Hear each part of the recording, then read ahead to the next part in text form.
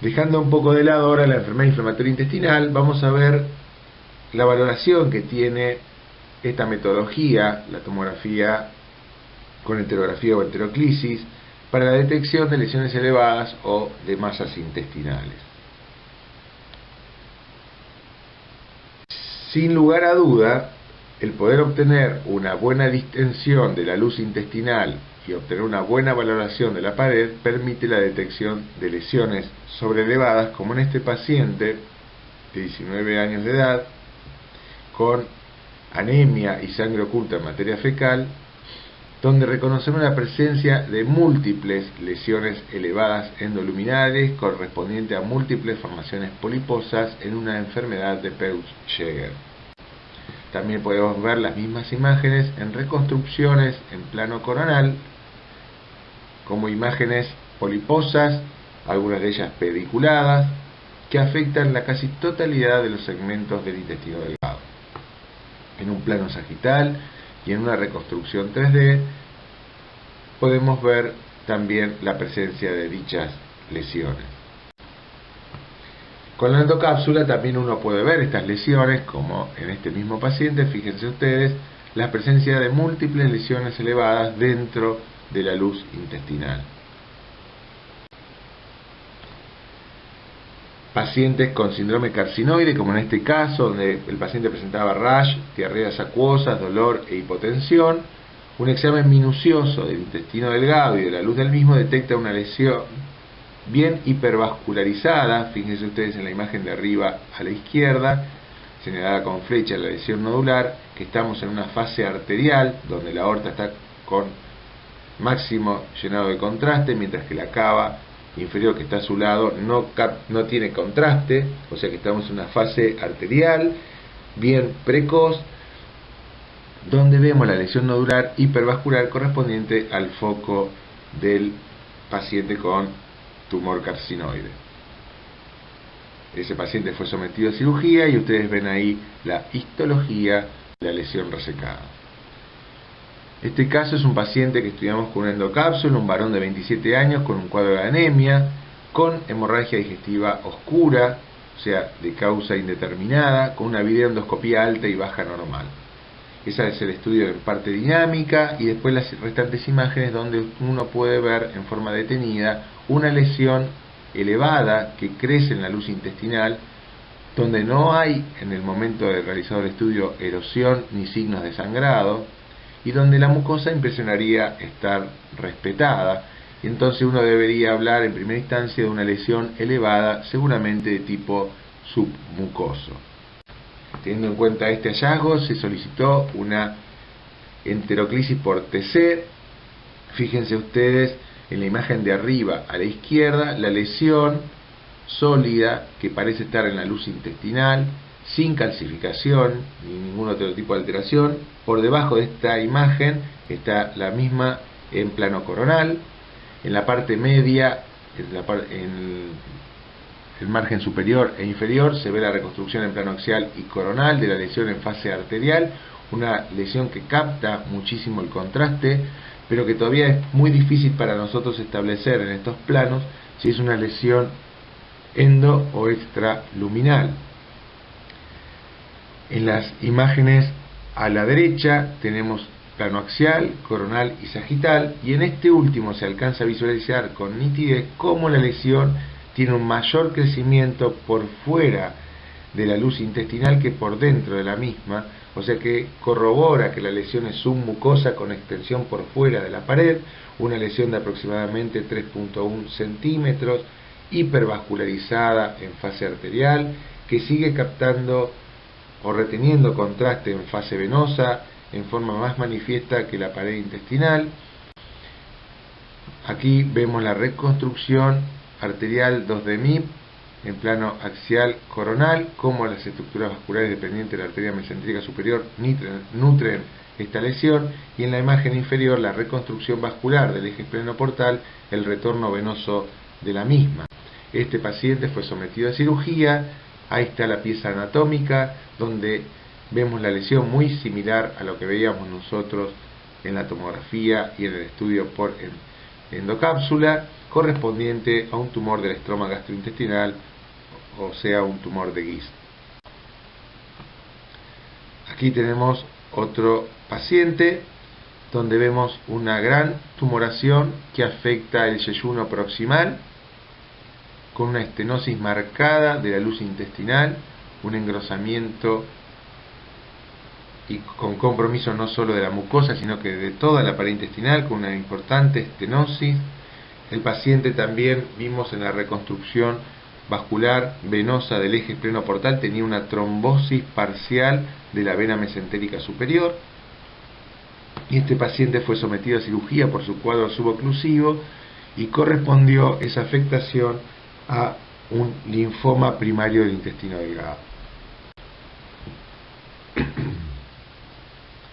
Dijimos también que la enterografía por CT tiene un gran valor en la patología vascular. En este caso lo que estamos viendo son varices yeyunales que afectan la pared del yeyuno, que se ven como estructuras nodulares dentro de la propia pared, con una gran captación del contraste en fase venosa. También podemos ver aquí angiomas yeyunales señalados con flecha en la reconstrucción 2D coronal oblicua de la imagen inferior a la izquierda y en la imagen inferior media, mientras que el estudio angiográfico confirma este diagnóstico. Ahí ustedes ven la angiografía que le realizamos a este paciente, con esos lagos venosos correspondientes a angiomas yeyunales. Aquí vemos una pequeña ectasia vascular del ciego, como en forma precoz, una pequeña captación de material de contraste que se hace más intensa a medida que transcurre el tiempo, en una fase arteriovenosa y en una fase venosa. Y en las imágenes a nivel inferior, de izquierda a derecha, vemos los distintos tiempos vasculares en la angiografía, donde realizamos el cateterismo con insuflación colónica para una mejor valoración de las estructuras vasculares sobre la región cecal. Este es un caso interesante, un paciente, o una paciente, mejor dicho, de 61 años, que cursa un posoperatorio de una cirugía cardíaca en la tercera semana después de la cirugía, que consulta por un dolor agudo con una distensión abdominal. La paciente se le efectúa la tomografía con enteroclisis y fíjense ustedes, tanto en fase arterial, en plano axial como en plano coronal, que existe un segmento de asas intestinales donde la mucosa intestinal no capta el contraste. Eso ya nos debe llamar poderosamente la atención, porque, como mencionamos hoy, la mucosa intestinal capta contraste en forma normal, no tan evidente como la enfermedad de Crohn, pero capta contraste, y cuando vemos un segmento que no capta nada de contraste, debemos sospechar rápidamente que estamos ante la presencia de una isquemia. Aquí vemos la imagen ampliada y una reconstrucción 2D MIP, donde vemos el segmento no vascularizado de intestino delgado.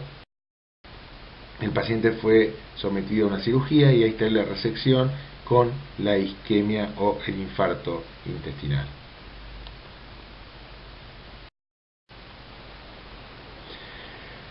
¿Qué dicen los distintos artículos con respecto a qué hacer con los pacientes o a la comparación de los diferentes métodos para estudiar el sangrado oscuro en pacientes con anemia generalmente?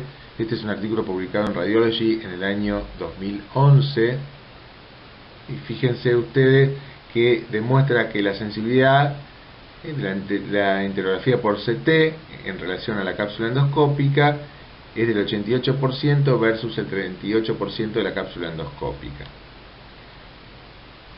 Sin embargo, en otros artículos la sensibilidad, especificidad y el valor positivo predictivo positivo y el valor negativo predictivo varía entre las dos metodologías, y ya los valores se van emparejando. Este otro artículo donde hace un metaanálisis, compara también el estudio de la tomografía computada en la valoración del sangrado intestinal.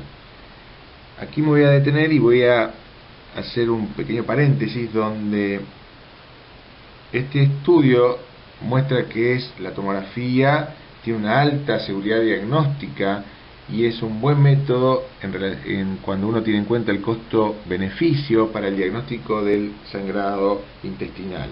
Sin embargo, si ustedes prestan atención, esto está hecho para el diagnóstico de sangrado gastrointestinal agudo. O sea, agudo es que el paciente está sangrando en este momento. Cuando el paciente deja de sangrar, la sensibilidad y especificidad de este método decae marcadamente. En nuestra experiencia, donde contamos de hace ya aproximadamente 8 años que contamos con la tomografía multislice y con la cápsula endoscópica, esta última para nosotros tiene un mayor rédito en la valoración de pacientes con sangrado oscuro, donde la endoscopía convencional alta y baja es negativa, y donde nosotros generalmente los pacientes nos llegan para una valoración no en forma aguda, sino en una forma ya más evolucionada, donde lo más probable es que el paciente no lo veamos sangrando en el momento que le realizamos el estudio. O sea que en conclusión, si uno tiene un sangrado de causa gastrointestinal en forma aguda, porque uno trabaja en una institución donde recibe pacientes agudos o donde el paciente sufre una descompensación aguda, sin lugar a duda la tomografía multislice o multidetector es un gran método con una alta sensibilidad y especificidad, con una gran seguridad diagnóstica para establecer el sitio de sangrado.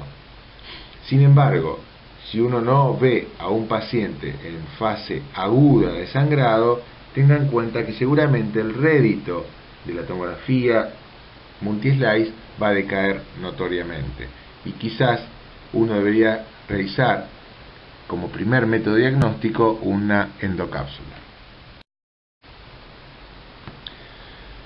Para finalizar, quiero agradecerle tanto a Fardit como a la Universidad de FASTA la posibilidad de haberles mostrado a ustedes nuestra experiencia en colonoscopia virtual y en tomografía multislice con enteroclisis o enterografía. Nuevamente, muchas gracias.